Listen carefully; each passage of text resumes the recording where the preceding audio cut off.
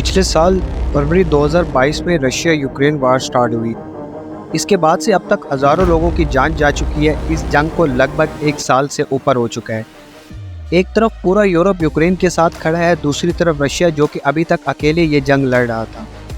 But अब Russia के साथ ईरान भी इस जंग में शामिल हो चुका है। इस जंग में ईरान का क्या फ़ायदा है? आखिर क्यों ईरान यूक्रेन से नहीं बल्कि अमेरिका से जंग लड़ रहा है? पर कैसे, चलिए समझते हैं इस वीडियो में। ईरान का वो मास्टर प्लान जो अमेरिका और यूरोप के लिए आने वाले वक्त में बहुत डेडली साबित होगा। देखिए दोस्तों, रशिया यूरोप के सबसे पास है। रशिया यूक्रेन वार से पहले हालात कुछ ऐसे थे कि सारे यूरोपियन कंट्रीज़ को 50% तेल और गैस रशिया, जबकि बाकी तेल और गैस मिडल ईस्ट सप्लाई करता था। 2022 में जब यूक्रेन ने नेटो के साथ अलायंस किया तो उसके बाद से रशिया और यूक्रेन के बीच वार की सिचुएशन बन चुकी थी। दोस्तों, यूक्रेन इस वक्त रशिया का पार्ट था और रशिया से अलग करने में यूरोप और यूएसए का हाथ है। रशिया की ऑलरेडी इन कंट्री से नहीं बनती और यूक्रेन ने इनका साथ देकर रशिया से जंग मोड़ ले ली थी। जब ये वार स्टार्ट हुई तो रशिया को ऐसा लगता था कि वो कुछ ही दिन में यूक्रेन पर कंट्रोल कर लेगा। बट यहाँ पर प्रॉब्लम तब बनी जब यूक्रेन के पीछे पूरा यूरोप और अमेरिका खड़े हो गए। इस जंग में France, Spain, Sudan, Germany, Norway और अमेरिका ने साथ दिया। इन कंट्रीज़ ने रशिया की कमर तोड़ने के लिए यूक्रेन को पैसा और एडवांस टेक्नोलॉजी देना शुरू कर दी। अमेरिका ने सबसे ज़्यादा एडवांस जेट, ड्रोन्स और टैंक यूक्रेन को दिए। दूसरी तरफ यूरोप ने भी खुलकर यूक्रेन का साथ दिया।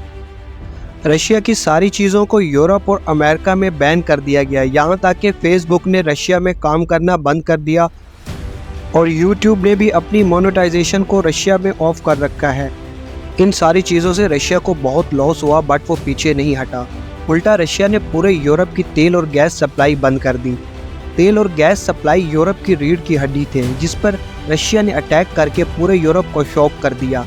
इसके बाद रशिया ने यूक्रेन के कुछ हिस्से पर कंट्रोल भी कर लिया, जो आगे चलकर फिर से यूक्रेन के पड़ोसी यूरोप और अमेरिका ने यूक्रेन की सपोर्ट के लिए अपने ट्रेन सोल्जर और एडवांस वेपन भेजना शुरू कर दिए। रशिया इन सब को तो नहीं रोक सकता था, बट रशिया के पास मिलिट्री ज़्यादा होने की वजह से ये सब मिलकर भी रशिया का कुछ नहीं कर सके। रशिया के पास 33 मिलियन सोल्जर है, जबकि यूक्रेन के पास सिर्फ 7 मिलियन हैं। बट 2022 ख़त्म होने के बाद एक कंट्री ऐसा था जिसने रशिया को अपने एडवांस मिसाइल और ड्रोन देकर यूरोप और अमेरिका के खिलाफ सपोर्ट किया। इस कंट्री का नाम है ईरान। इसके बाद रशिया ने ईरान के शाहिद 131, शाहिद 136 और मुहाजिर एक्स को यूज़ करके यूक्रेन की railway line, power house, water pump lines और सिविलियन बिल्डिंग को निशाना बनाया। आगे चलकर ईरान ने अपने ट्रेन सोल्जर्स को भी रशिया यूक्रेन वार में उतारा। एक तरफ यूक्रेन के पीछे पूरा यूरोप और अमेरिका खड़े थे और दूसरी तरफ ईरान रशिया के साथ मिल चुका था। बट इस जंग में ईरान का क्या बेनिफिट है, ये भी आगे चलकर हम आपको एक्सप्लेन करेंगे। क्योंकि दोस्तों, कोई भी कंट्री बिना किसी वजह से किसी की जंग को अपने सर पर नहीं डालता। इस जंग की वजह से रशिया पर इतना ज़्यादा सैंक्शंस लगाई गई हैं कि वो यूरोप को अपना माल सेल नहीं कर सकता, जिसकी वजह से रशिया अपना ऑयल और दूसरी चीज़ें इंडिया, पाकिस्तान और चाइना को सेल कर रहा है। दूसरी तरफ है ईरान, जिस पर यूरोप की तरफ से बहुत सारी सैंक्शंस लगाई गई हैं, क्योंकि यूरोप, अमेरिका नहीं चाहते कि ईरान आगे बढ़े और न्यूक्लियर पावर बने। ईरान रशिया को अलायंस करने का फ़ायदा ये होगा कि ये दोनों कंट्रीज़ आपस में इंपोर्ट एक्सपोर्ट कर सकेंगे। रशिया ईरान को न्यूक्लियर पावर बनने में हेल्प करेगा। रशिया यूक्रेन वॉर में ईरान का सबसे बड़ा फ़ायदा ये होगा कि वह यूरोप और अमेरिका पर अपनी टेक्नोलॉजी को टेस्ट कर लेगा, जिसके बाद यूरोप को ये पता लग जाना चाहिए कि वो कितना स्ट्रॉन्ग है। आगे चलकर ईरान की अगर यूरोप और अमेरिका से जंग होती है तो इसका सिचुएशन क्या होगी। बेसिकली ईरान का इस जंग में रशिया का साथ देना उसके फ़ायदे में है। रशियन गवर्नमेंट ने ईरान की गैस टेक्नोलॉजी में $40 बिलियन की इन्वेस्टमेंट की है। इस वक्त रशिया में भारत तेल का सबसे बड़ा ऑयल कस्टमर है। बट यहाँ पर रशिया के लिए प्रॉब्लम ये है कि रशिया को इंडिया की मार्केट तक पहुँचने के लिए नेटो के एरिया से गुजरना पड़ता है। स्विस कनाल तक तो ठीक था, बट यहाँ से आगे जिबूती से गुजरते वक्त रशिया को अमेरिका और जर्मनी की फौज का सामना करना पड़ेगा। ये रास्ता लंबा होने के साथ साथ रशिया के लिए डेंजर भी है। अब ईरान को सपोर्ट के बाद रशिया की इस प्रॉब्लम का सॉल्यूशन भी मिल चुका है।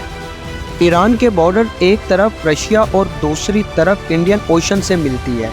ये तीनों कंट्रीज मिलकर एक रूट बेल्ट बना रही हैं जो रशिया से ईरान को क्रॉस करके इंडियन ओशन में आएगा और ये रास्ता यूज़ होने के बाद इंडिया और पाकिस्तान में ऑयल प्राइसेस भी नीचे आएंगी।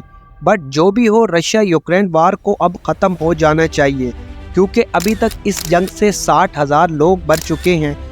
ऑलमोस्ट 1,50,000 बिल्डिंग डिस्ट्रॉय हुई हैं और इन सब के बीच $400 बिलियन का लॉस हो चुका है। दोस्तों, ये थी हमारी आज की वीडियो। उम्मीद करता हूँ आपको वीडियो पसंद आई होगी। मज़ीद ऐसी वीडियो के लिए हमारे चैनल को सब्सक्राइब कर दें और बेल आइकन का बटन दबा दें ताकि ऐसी मालूमाती वीडियो आप तक पहुँचती रहे।